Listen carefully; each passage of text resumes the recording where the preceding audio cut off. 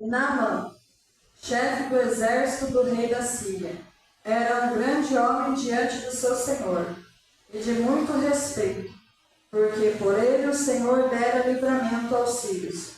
Este era homem valoroso, porém leproso. Os irmãos podem sentar em nome de Jesus.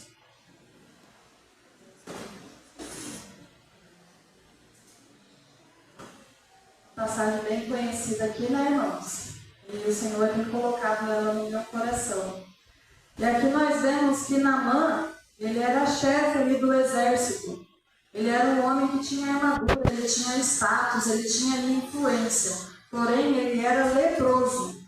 Glória a Deus, aleluia. Deus Santo, maravilhoso. E meditando aqui nesse versículo, o Senhor colocou no meu coração: quem somos nós? O que sobra de nós quando nós deixamos de lado o nosso título, o nosso cargo, aquilo que nós gostamos de fazer? O que tem debaixo da nossa armadura? Glória a Deus, aleluia. E o versículo 2 diz assim: e saíram tropas da Síria, da terra de Israel, e levaram presa uma menina, que ficou ao serviço da mulher de Naamã. E aqui fala que saíram da terra de Israel, então era uma menina israelita, fazia parte do povo de Deus também. Versículo 3 diz assim: e disse essa a sua senhora: oxalá que o meu senhor estivesse diante do profeta que está em Samaria, ele o restauraria da lepra. Glória a Deus, aleluia. O cenário onde a gente está não determina quem nós somos, mas sim aquilo que nós carregamos. Quando a gente vê na palavra do Senhor a história de Paulo e Silas, eles foram presos ali, mas a prisão não impediu a adoração e a oração deles. Então eles oravam, adoravam o Senhor, então veio ali o terremoto e quebraram aquelas cadeias. É interessante porque o terremoto ele destrói tudo, né? Mas ali o terremoto abriu as cadeias e os presos foram libertos. Não saiu ninguém morto ali. Glória a Deus. A gente vê a história de Daniel. Daniel foi tirado do seu povo ainda jovem. E ele foi para a Babilônia. Eram ali costumes diferentes, tudo diferente. Ali as pessoas estavam na prática da idolatria. E ele não se corrompeu, mesmo sendo jovens. E hoje a gente vê tantos jovens que estão se perdendo. A gente vê tantas pessoas normalizando. Agora que é criança eu tenho controle. Mas quando ele crescer, só Deus que sabe, né? Já está profetizando ali a criança sair dos caminhos do Senhor. A gente tem que declarar: eu e a minha casa serviremos ao Senhor, assim como fez Josué. Vocês podem servir quem vocês quiserem, mas eu e a minha casa serviremos ao Senhor. E Daniel, ele não se corrompeu ali. E o Senhor, ele deu ali estratégia para ele. Ele foi muito perseguido. Muitas pessoas falam que ele só ia crescendo de nível, mas ele foi muito perseguido. Conspiravam muito contra a vida de Daniel.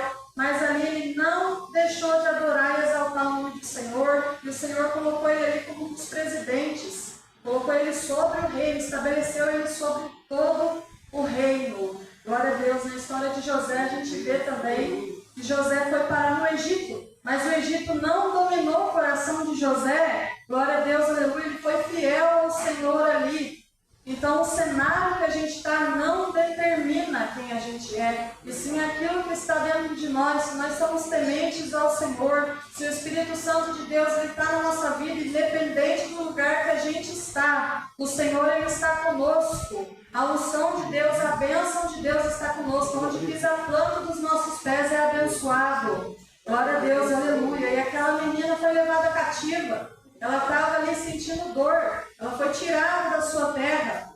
Mas mesmo assim a dor não fez a sua fé ser aprisionada. Ela estava aprisionada, porém a sua fé não. E ela pegou e disse que se Naamã estivesse diante do profeta, ele seria curado. Ela liberou uma palavra profética e se pergunta: Senhor, por que o Senhor me colocou aqui? O povo só me persegue.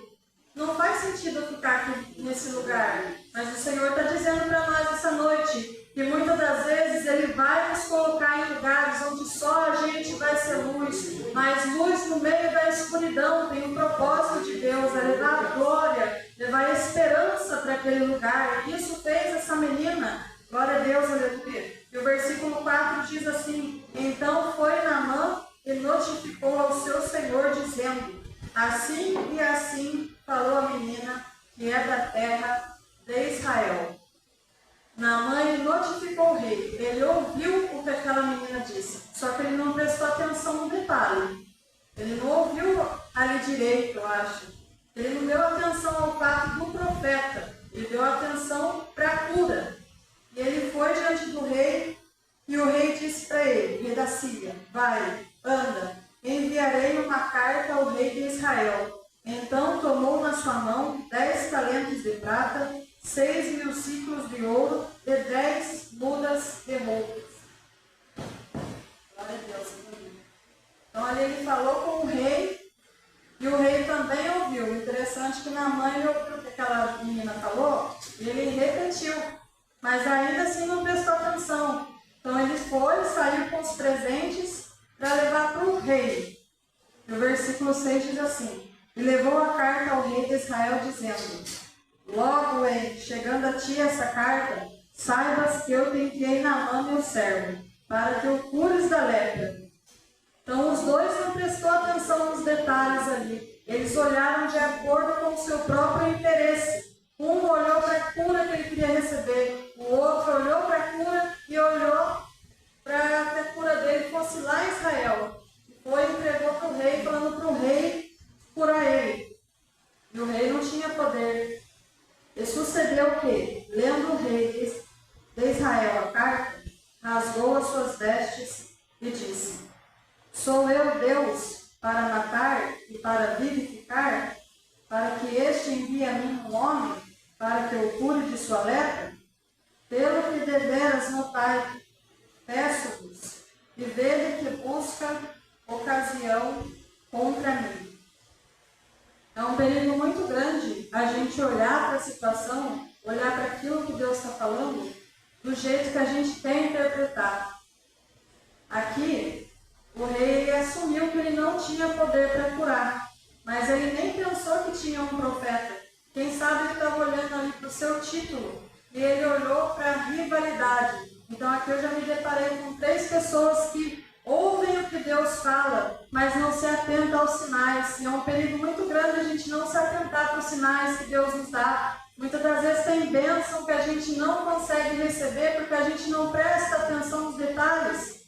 E ali ele entendeu que era uma afronta que estava sendo contra ele. E isso é um perigo muito grande. Quando a gente fica muito de olho no nosso título, no cargo que a gente tem, ou no nosso bom status, dificilmente a gente vai reconhecer um grande homem ou uma grande mulher de Deus. E ali ele nem pensou que tinha um profeta. Quem sabe ele já conhecia o profeta, mas nem pensou nele. Glória a Deus, aleluia, Jesus. E muitas das vezes nós vemos nos dias de hoje pessoas assim, que não quer pagar o preço, que não quer buscar.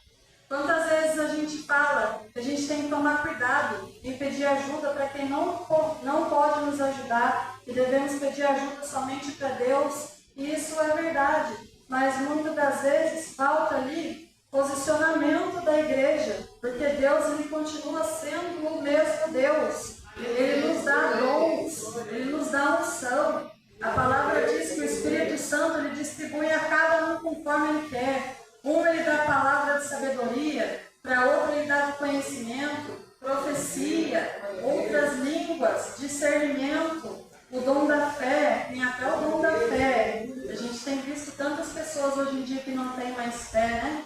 Glória a Deus. Ele dá uma medida para cada um. Falar, para esse eu vou dar 1 talento, para esse eu vou dar 2 e para esse aqui eu vou dar 5. Mas tem um mistério na parábola dos talentos, que fica em Mateus capítulo 25, a gente percebe que ali os talentos foram multiplicados, só não multiplicou o talento daquele que enterrou o seu talento. Então tem um mistério, tem uma medida na vida de cada um de nós. Uns são 30, outros 60, outros geram 100 por um. O Espírito Santo ele distribui, ele nos deu a autoridade para a gente pisar em serpentes, em escorpiões. Então, somente se a gente posicionar com fé, o milagre acontece. A gente é um instrumento nas mãos do Senhor, cheios de unção. mas infelizmente muitos não querem mais pagar o preço. E ver alguém ali que está orando, que está buscando, que Deus está usando, quer se levantar contra aquela pessoa, não aceita o chamado que Deus tem na vida daquela pessoa.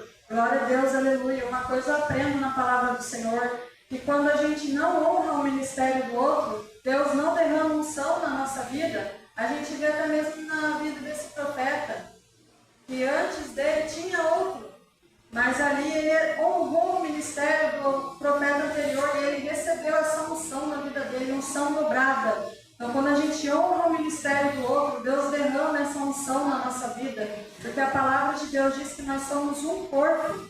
Cristo é o cabeça e cada um de nós somos um membro. Glória a Deus, aleluia, Jesus. Mas quando eu sou apegada demais com o meu título, quando eu sou apegada demais com o meu cargo, com aquilo que eu faço, eu não consigo enxergar a bênção de Deus na vida do outro. Glória a Deus. E o Espírito Santo, ele opera na vida de cada um do jeito dele.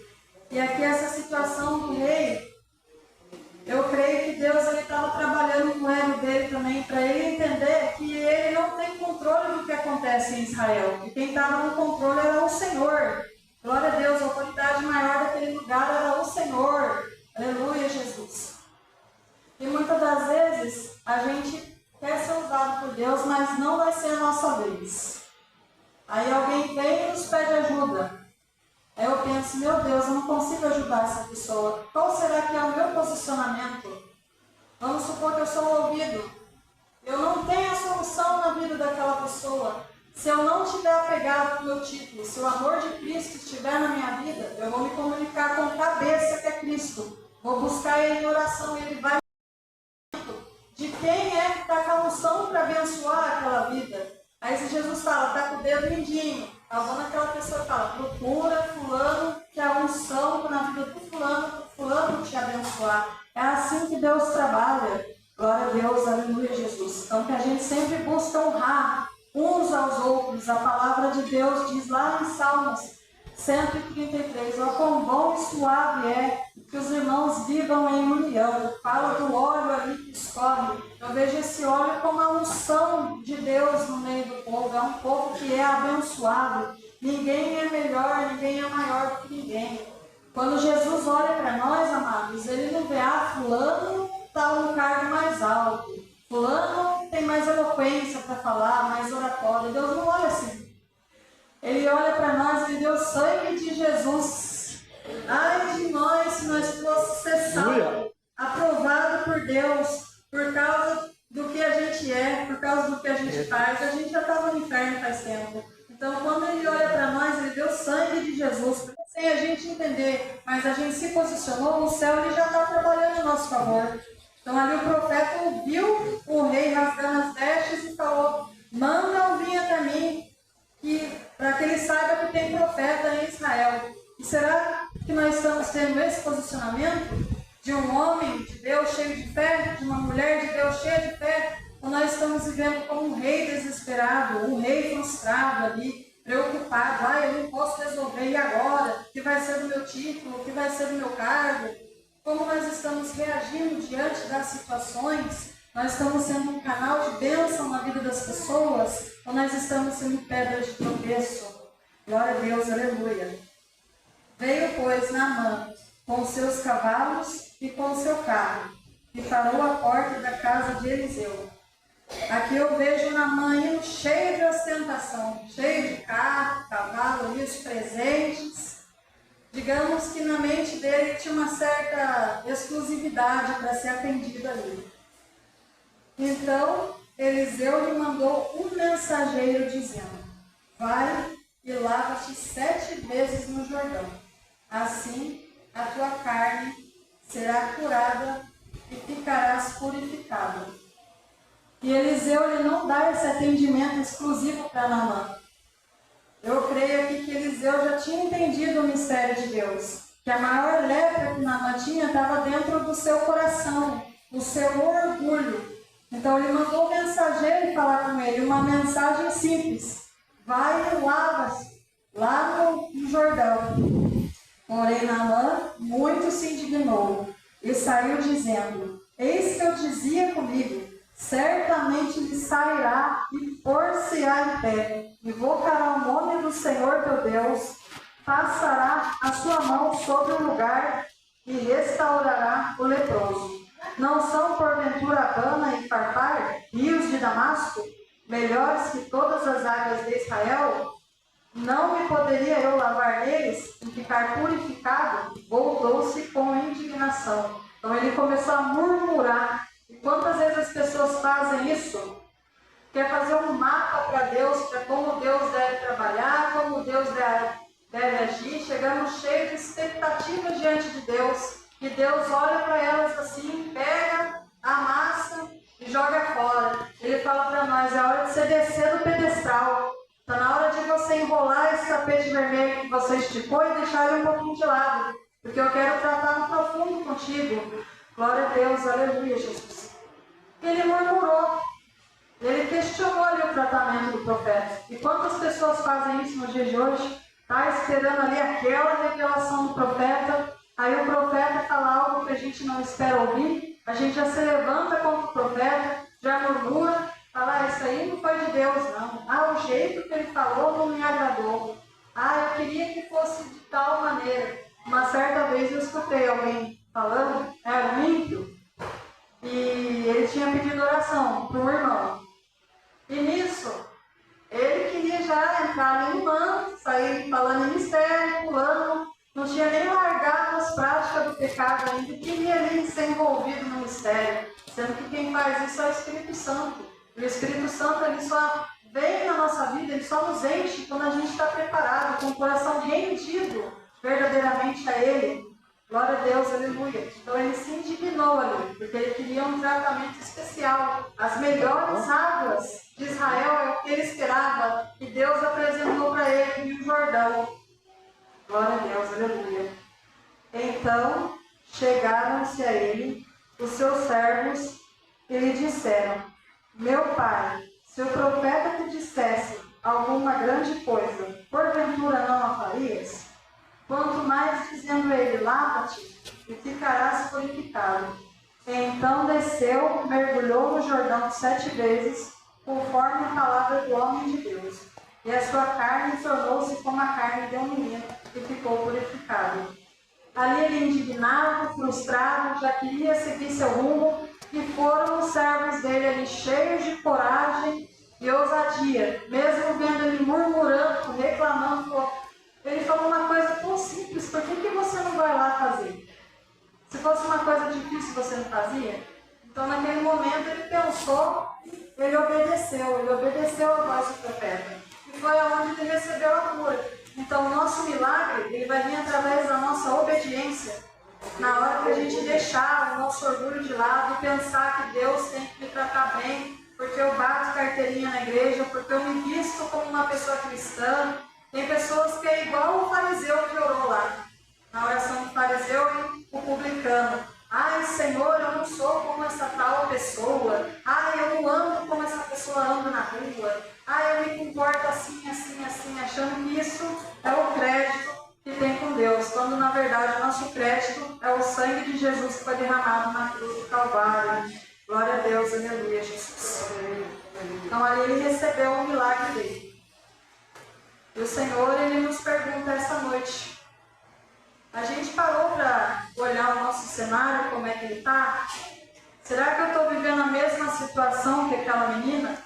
Num ambiente onde só eu sou cristã e muitas das vezes eu não entendo o que está acontecendo ali?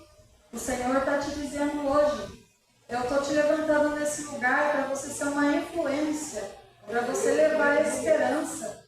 O mundo, ele já tem pessoas que estão nos seus amores esfriando, estão sem fé, não crê mais em Deus.